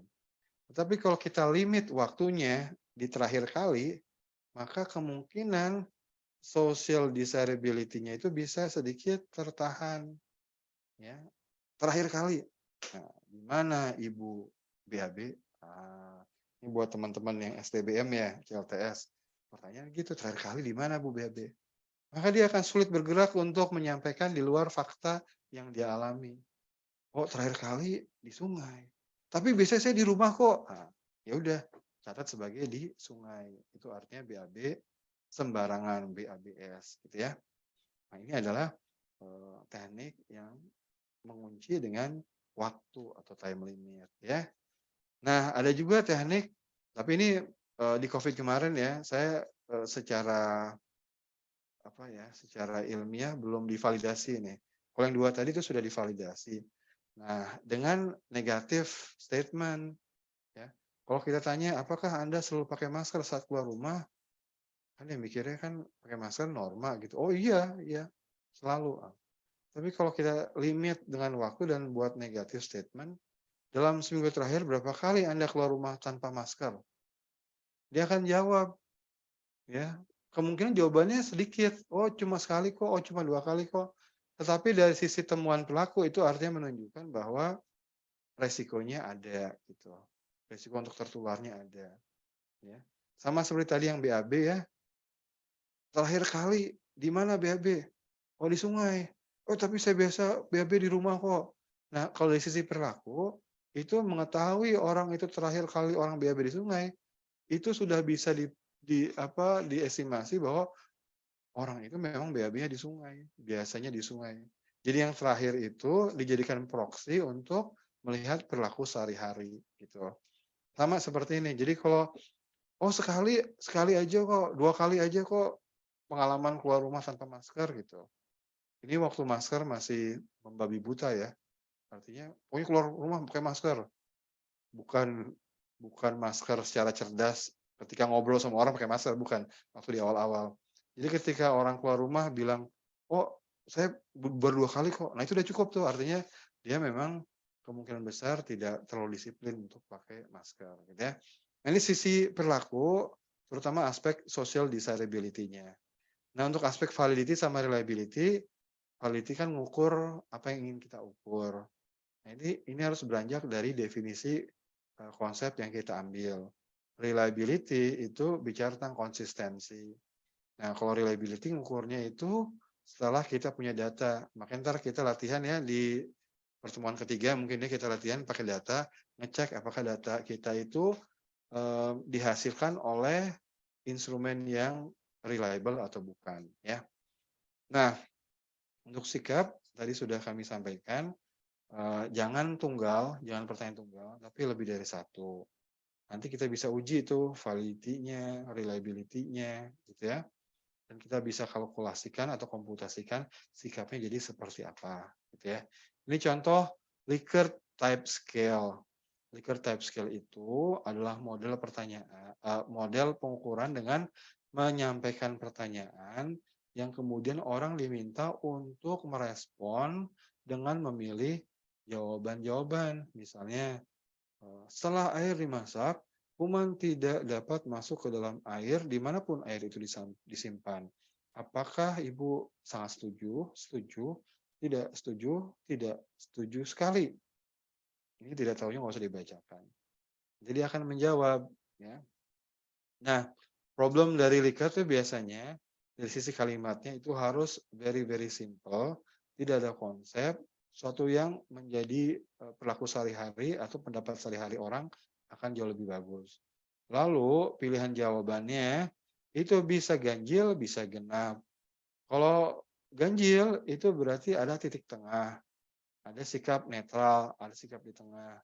Kalau genap itu berarti kita maksa orang untuk memilih si sikap gitu. Pilihannya bisa 4, bisa 2, bisa 6, bisa 8, bahkan bisa kasih tolong di-rate dong dari 1 sampai 10 di mana misalnya.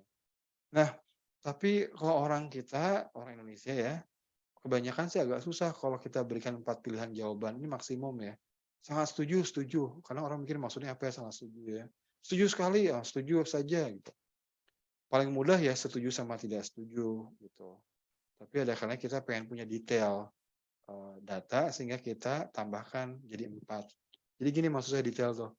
Kalau misalnya kita punya 8 indikator, di sini 4, maka kan kita punya pilihan kan 4 kali 8 ya, 32. Jadi semakin detail data kita nantinya.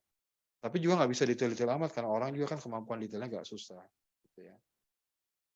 Mohon maaf saya melihat ada yang angkat tangan, Pak Mukhlas. Pak Mukhlas mau sharing, mau gabung, silakan kalau mau buka mic-nya. Moga-moga bukan karena kepencet ya. Tapi saya pengen sambil ini lanjutkan dulu ya sebentar lagi. Nah yang ketiga pengetahuan, ini kelompok-kelompok pengetahuan. Biasanya isu besarnya itu adalah di apakah pengetahuan yang kita dapatkan adalah mohon maaf, apakah ukuran atau hasil pengukuran pengetahuan yang kita dapatkan itu adalah dengan dibantu ataupun tanpa dibantu. Contohnya ya, kalau kita tanya ke orang, bagaimana virus corona menular dari satu orang ke orang lain? Mohon dijelaskan. Terus kita nggak memberikan pilihan jawabannya, ya, biar dia cerita sendiri, terus kemudian kita lingkarin-lingkarin sesuai dengan jawaban orang itu atau responden itu. Maka ini adalah non-aided, jadi tidak dibantu. Tapi kalau kita misalnya menyusunnya dalam bentuk pertanyaan, apakah Anda tahu bahwa virus corona itu menular lewat percikan dari mulut? Ya, tahu. Itu namanya aided dibantu. Nah, problemnya kalau aided tuh kadang-kala itu bukan jawaban yang sesuai kenyataannya, bisa mengingatkan orang, dan memang nanti angkanya lebih besar gitu. Tapi kalau non-aided, ya resikonya memang kadang kan orang butuh waktu untuk mengingat, sementara wawancara itu agak cepat, sehingga bisa saja itu underreported. Tapi sejauh yang saya ketahui, yang non-aided itu jauh lebih mendekati ya ketimbang yang aided ya.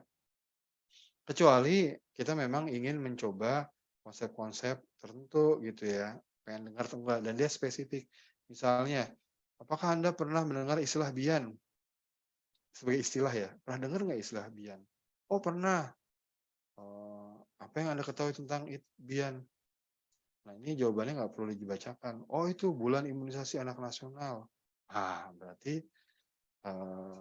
awareness dia, knowledge dia ada tuh paling tidak tentang BIAN itu konsepnya BIAN. Nah, ini yang namanya kita buat yang aided sebetulnya kalau menyebut BIAN, tapi kemudian kita verifikasi dengan kita validasi dengan pertanyaan lanjutan, di mana kalau orang itu menyebut benar, maka pengetahuan yang dia punya kurang lebih tervalidasi atau awareness lah paling tidak nggak sampai pengetahuan yang mendalam, tapi paling nggak awareness tentang pesan itu sudah sampai ya.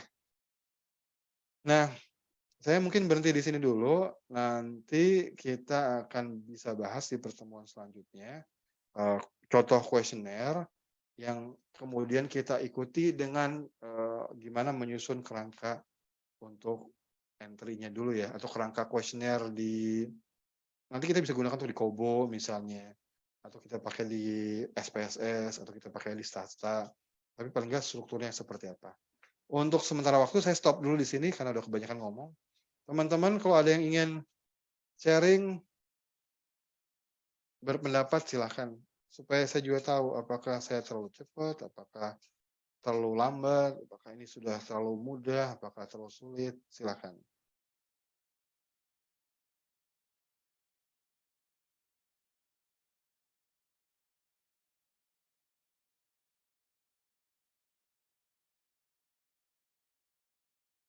Mohon maaf ada pertanyaan di grup ya. Silakan yang tadi yang sudah nulis di grup boleh juga disampaikan secara langsung. Oh, suara saya kecil ya? Moga-moga enggak ya?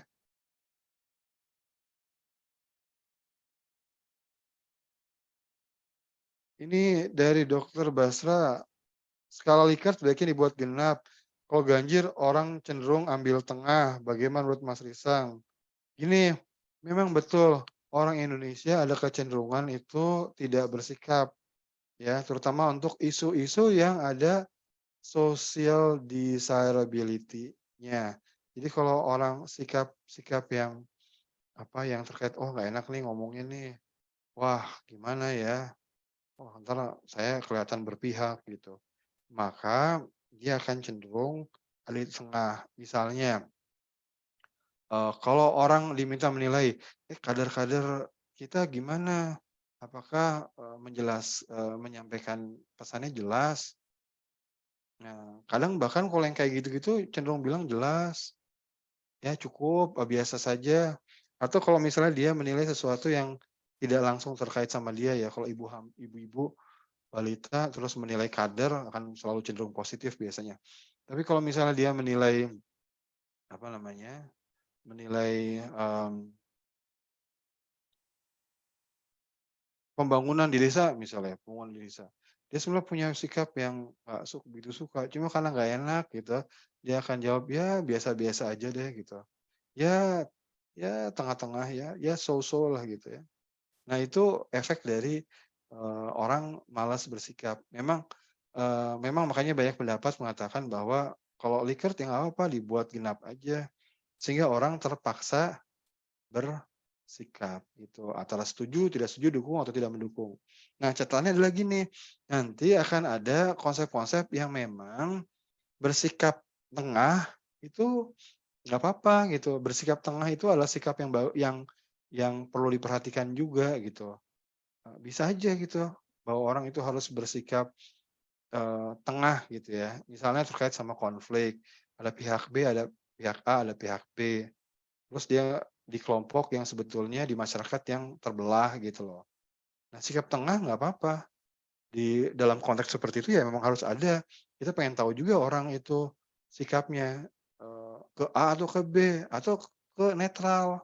Karena netral itu menjadi situasi yang harus kita pahami. Nanti kan kalau kita buat intervensi kan kita jadi tahu, oh ternyata nggak semua orang itu milih A atau B. Ternyata ada yang netral nih, ada yang di tengah. Nah ini mungkin yang bisa kita dekati, kita bisa rangkul di awal gitu. Itu mungkin ya Dokter Basra ya, terkait sama ganjil dan genap. Siap, makasih Mas Risang. Oke, ada ini Mbak Ratna, sikap dengan keyakinan. Gini, saya sih nggak bisa bilang sikap dan keyakinan itu apa bedanya karena, kalau secara teoritis nanti bahasannya jadi tergantung sikap definisinya siapa, keyakinan versi siapa. Kayak misalnya kalau kalau, kita pakai yang tadi ya, the plan, behavior, reason, action. Si Atzen sama itu ya, itu ngomongin tentang sikap, ngomongin istilahnya yang dipakai itu belief.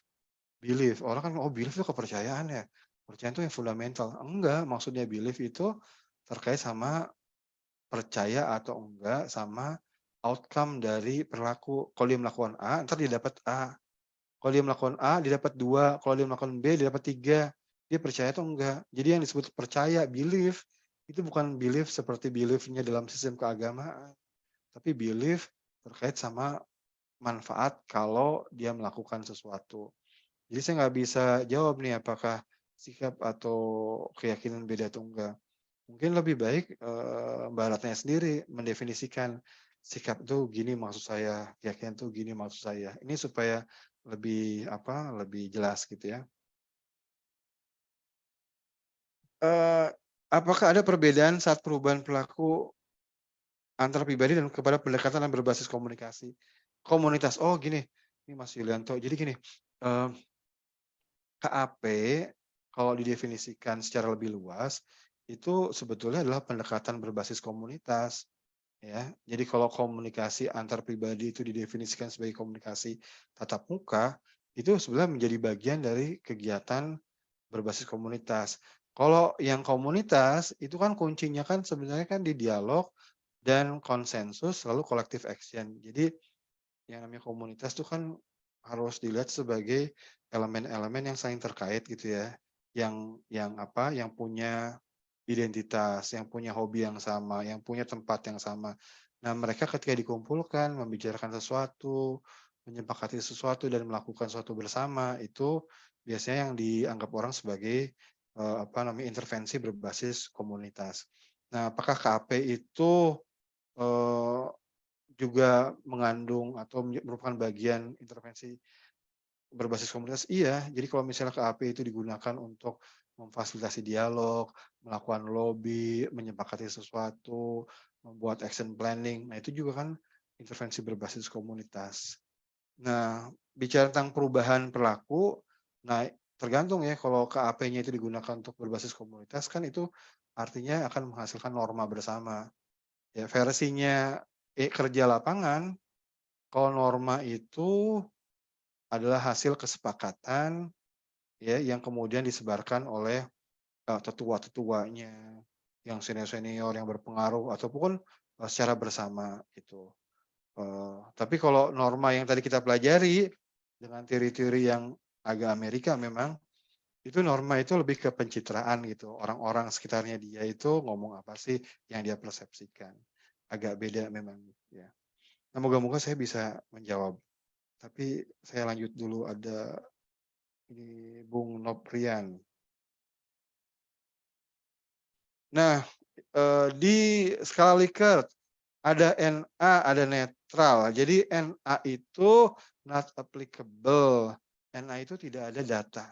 Tidak ada data itu treatmentnya beda dengan netral ataupun tidak tahu gitu ya. Jadi kalau NA itu ketika ada satu pertanyaan tidak relevan buat dia, tidak bisa dijawab, misalnya, "Berapa jumlah anak Anda?" "Oh, saya belum punya anak." Nah, itu bisa di-treat sebagai, NA, missing value, not applicable gitu ya. Kalau netral, itu bisa menjadi sebuah sikap.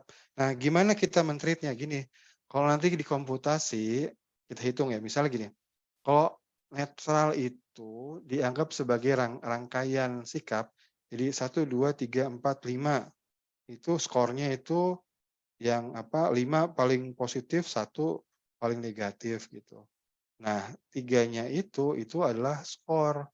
Jadi, kalau misalnya dari sisi sikap, itu netral itu juga bisa kita skorkan. Oh, orang itu skornya 1,2, itu artinya cenderung negatif. Orang itu 3,1, oh itu cenderung netral. kita skorkan ya. Tapi kalau NA, maka itu datanya tidak ada. Nggak bisa kita skorkan. Kan 0 ya. 0 kan tidak bisa dibagi. Dibagi kan jadi infinitif ya. Jadi tidak kita masukkan dalam perhitungan. Itu ya kurang lebih ya. Apakah baseline sama endline harus punya bentuk pertanyaan yang sama? Saya sih gini, sama persis apakah iya? Untuk perilaku-perilaku yang kita ukur yang utamanya, sebaiknya iya, harus sama. Kenapa? Karena bisa dibandingkan. Kalau kita nanya misalnya, pertanyaan pertama, baseline-nya, "Untuk apa? Apakah Ibu punya sabun?" "Oh iya punya." "Untuk apa sabun itu digunakan?" Yang bisa ngomong sabun untuk cuci tangan pakai sabun, sesudah BAB itu cuma 5%. Terus kemudian kita endline, kita tanya, "Ibu, apakah Ibu menggunakan sabun waktu mencuci tangan setelah BAB?" "Oh iya." Angkanya 98%. Nah jelas 98% ini sama angka yang baseline tidak bisa dibandingkan. Karena baseline-nya itu berasal dari pertanyaan yang berbeda dengan yang endline. Jadi harus sama. Idealnya gitu. Tetapi dalam keprograman, ini yang realitas aja ya, itu seringkali tidak semudah itu. Terutama kalau program-program yang terkait sama penanganan wabah. Ini karena kami selama ini kan ngukur-ngukurnya untuk perilaku penanganan wabah. Apa itu bedanya? Bedanya adalah kebijakan perilakunya berubah-ubah. Dulu nggak boleh pakai masker, sekarang pakai masker. Nah loh, jadi definisi tentang perilaku yang aman apa berbeda gitu. Dulu pakai maskernya keluar rumah pakai masker. Setelah itu kita lebih melihat perilaku pakai maskernya yang lebih cerdas. Lebih cerdas itu artinya kalau di ruangan tertutup. Sekarang kan gitu ya, di ruangan tertutup. Jadi indikatornya berubah dong. Iya berubah. Pertanyaan berubah. Tapi paling enggak itu bisa mengukur perilaku yang valid di masanya gitu loh. Ini saya jadi ketawa kalau inget-inget itu. Ini bagaimana mengaplikasikan ideal? Apakah lebih baik menggunakan tidak tahu atau netral? Netral itu sikap ya. Netral itu sikap, tidak tahu itu dia tidak menjawab. Jadi kita nggak punya data, ya, nggak punya data. Tapi kalau netral itu sikap. Jadi silakan netral, misalnya itu di tengah-tengah. Kalau dalam bahasa Inggris biasanya ditulisnya in between. Maka kita tulisnya gini aja, antara setuju dan tidak setuju. Di tengah-tengah deh, di tengah-tengah antara setuju dan tidak setuju. Itu lebih menggambarkan sikap dia. Soalnya netral itu suka dipahami secara berbeda juga. Nah, pilihan jawaban tidak tahu ini Mbak Dier ya. Mbak Dier, jadi tidak tahu itu jangan dibacakan.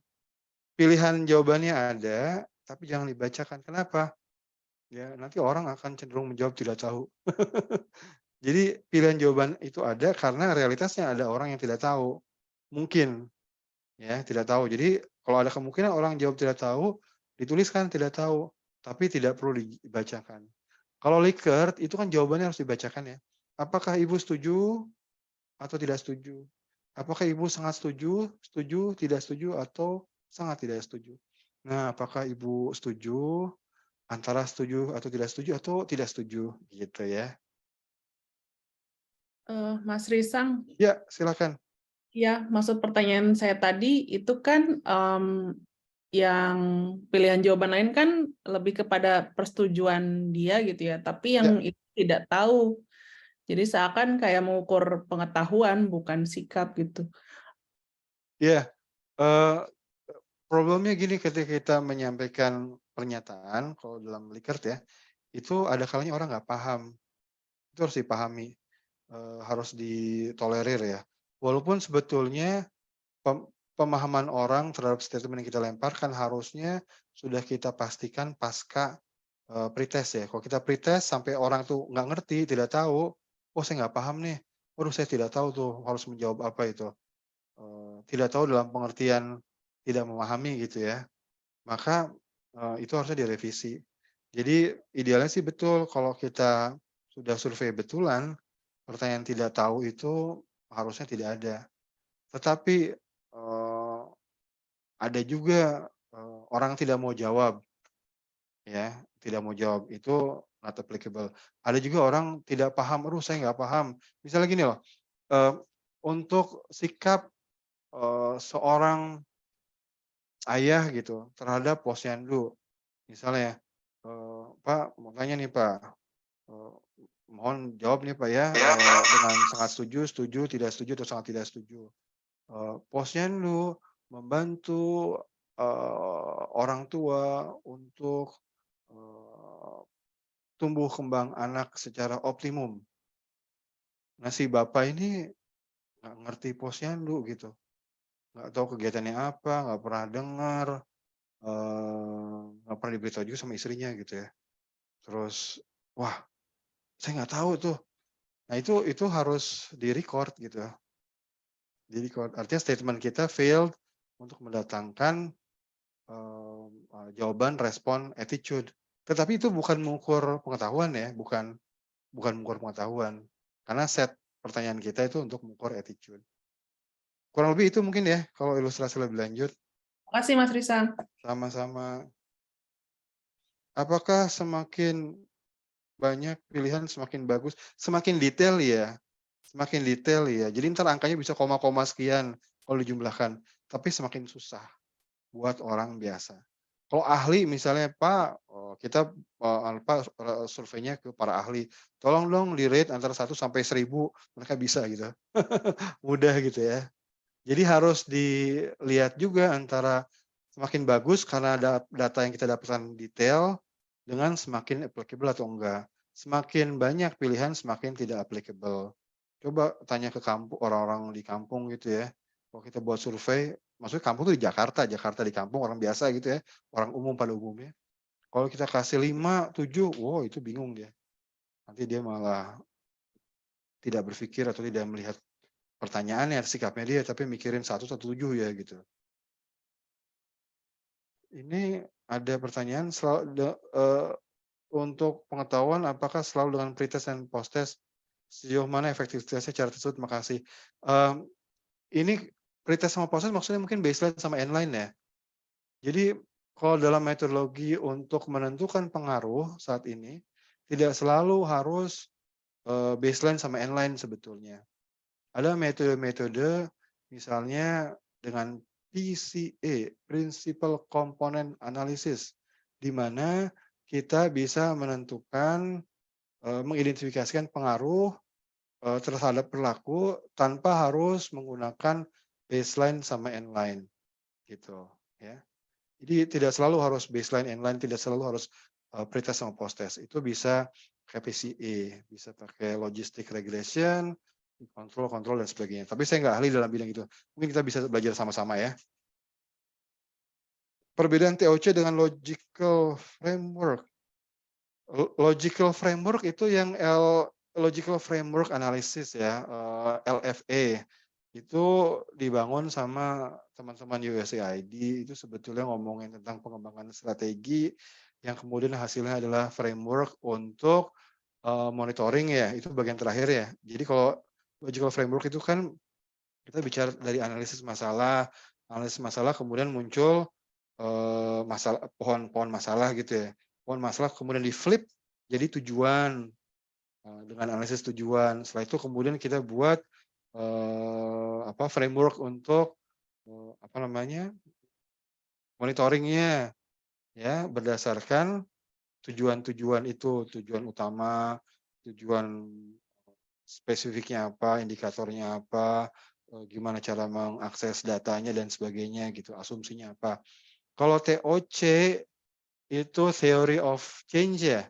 Theory of change itu adalah flow input sampai kemudian menghasilkan outcome. Jadi gimana kegiatan-kegiatan kita, dari sisi framework teoritis ya, kemudian menghasilkan perubahan perilaku. Ya, jadi ya bukan hanya gambar yang berbeda ya. Kalau theory of change itu kan ngomongin tentang modeling gitu ya. Ini ke sini, ini ke sini, ini ke sini, sini berpengaruh ke sini. Sementara kalau logical framework itu lebih disusun tujuan-tujuannya gitu. Pada akhirnya itu kan menunjukkan TOC juga, tapi itu lebih dipresentasikan sebagai framework untuk kontrol ya, sebenarnya kontrol ya, kontrol program. Nah, mungkin kita bisa bahas lebih lanjut ya itu tentang itu, teman-teman saya rasanya bisa lebih paham tentang itu. Saya ngecek waktu udah jam 9.41 nih. Masih adakah teman-teman? Moga-moga tidak membingungkan. Saya kadang-kadang kalau untuk ini, untuk yang metodologi ini saya udah lama sebetulnya nggak sharing-sharing ya. Kalau dulu kan di kampus ya, mungkin lebih sistematis ya. Kalau yang Zoom seperti ini dikumpul-kumpulin saya takutnya malah memusingkan. Tapi gini teman-teman, untuk berikutnya besok kita akan coba lebih aplikatif. Teman-teman silahkan cari kalau besok pakai ini aja dulu ya, pakai software bisa PSPP ya? Ya PSPP, bisa SPSS. Mungkin 2 itu ya. Nah teman-teman yang udah biasa pakai Stata mah pasti gampang lah. Orang ngerti Stata pasti udah ngerti materi besok. Jadi untuk yang belum punya silahkan coba download. Kalau PSPP itu gratis, open source. Diklik PSPP statistik nanti akan ketemu. Itu seperti Linux gitu ya. Jadi siapapun boleh pakai. Nah, mereka yang buat itu sebetulnya buatnya tadi bukan mengcopy ya, tampilannya aja. Tampilannya mengcopy SPSS.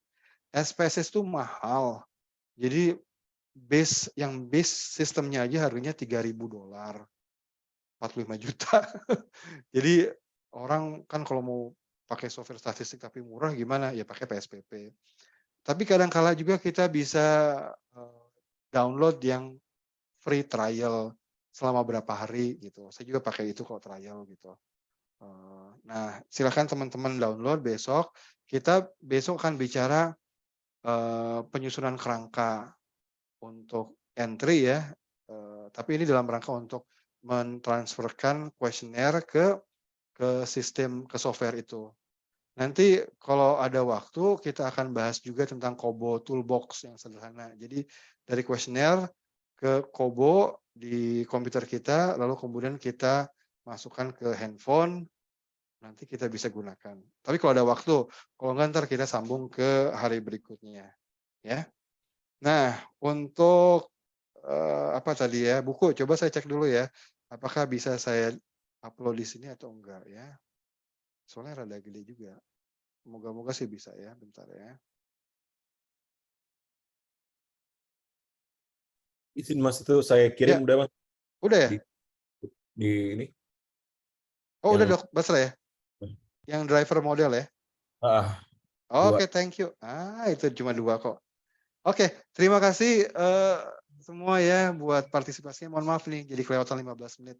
Mohon maaf kalau ada kurang dan lebihnya. Nanti kita lanjut lagi besok jam 8. Moga-moga kita bisa 1 jam supaya teman-teman nggak kebuang waktunya untuk hal-hal lain. Untuk kerjaan ya, nggak kemakan waktunya. Terima kasih ya. Selamat pagi. Assalamualaikum warahmatullahi wabarakatuh. Thank you, Mas. Selamat pagi, selamat pagi Pak Reza. Terima kasih Pak Rizman. Terima kasih banyak, seru sekali, tidak terasa waktunya. Sampai ketemu, pamit dulu ya. Saya izin tutup ya Bapak Ibu.